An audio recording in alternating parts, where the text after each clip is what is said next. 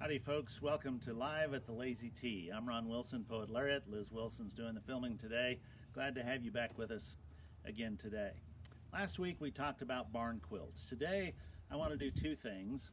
Number one, we're going to follow the quilt theme, but talk about actual quilts. Barn quilts started being put up 15, 20 years ago, I think, but we're going to talk about actual quilts and how they were used as a symbol during the days of the Underground Railroad some 150 years ago. The second thing that I wanted to do is to pay tribute to our friend Richard Pitts.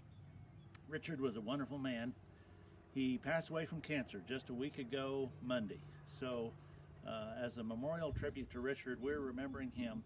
Richard was an African American, came from New Jersey out to Manhattan, Kansas to attend Kansas State University, settled here, married, raised a family, founded something called Wonder Workshop, which was a children's interactive program and museum. He loved kids. He also loved history and the history of the Underground Railroad, and he did some great work studying the Underground Railroad, which of course helped get slaves out of slavery in the Deep South and up to refuge in the North. And it was active, we believe, right here in southern Riley County.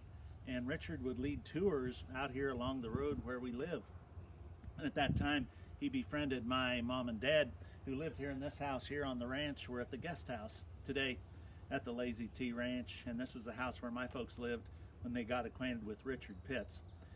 So Richard loved history. In the process of Chris and I becoming his friends and working with him on a project, we also learned about these quilts and the way that they were used as symbols in the days of the Underground Railroad. So think about this. This was in the 1840s, 1850s. Houses didn't have central heat. If it was cold at night, you just get another quilt and pile it on your bed.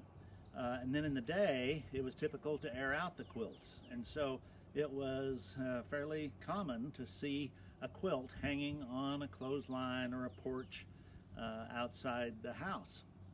Well, the slaves who were involved with the Underground Railroad, the safe passages, the secret safe passages to get slaves out of slavery and to safe refuge, the slaves figured out that they could use the symbols on the quilts. Last week we were talking about barn quilts, and we explained that there are quilt squares on these quilts, and they have designs, and some of them have names. Well, the slaves figured out that they could actually give meaning to those designs, and it could be a secret code, essentially. It could be a symbol to the slaves who were involved with the Underground Railroad as to what they would do.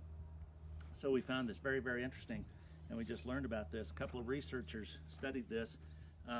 So if the slaves hung outside on a fence or a porch a round wagon wheel design, if the slaves saw a wagon wheel design on the quilt, that meant it was time for the slaves to get ready to escape.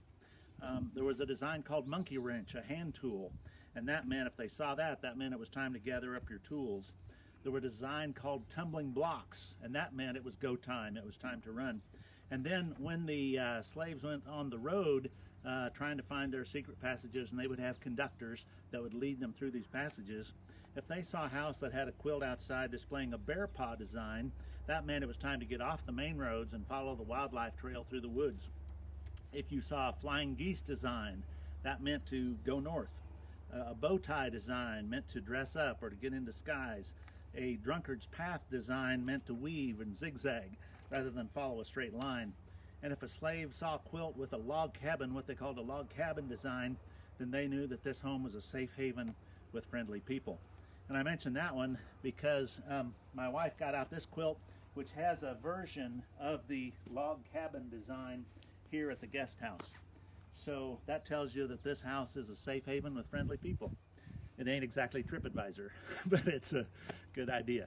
And in honor of all this, we actually did create a barn quilt for the house, and it's the North Star. So obviously it symbolized traveling north, which was the goal of the slaves who were seeking freedom.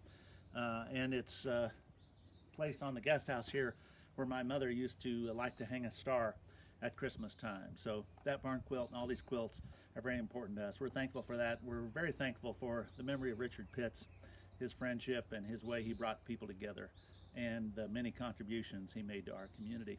Let me finish up today with a poem about the symbolism of these quilts. It's called Code of the Rest. A quilt is a common thing. We see one everywhere, but I've learned something more about the simple quilt square.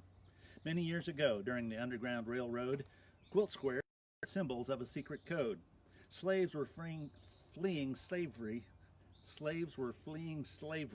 in some southern state. The Underground Railroad helped find a better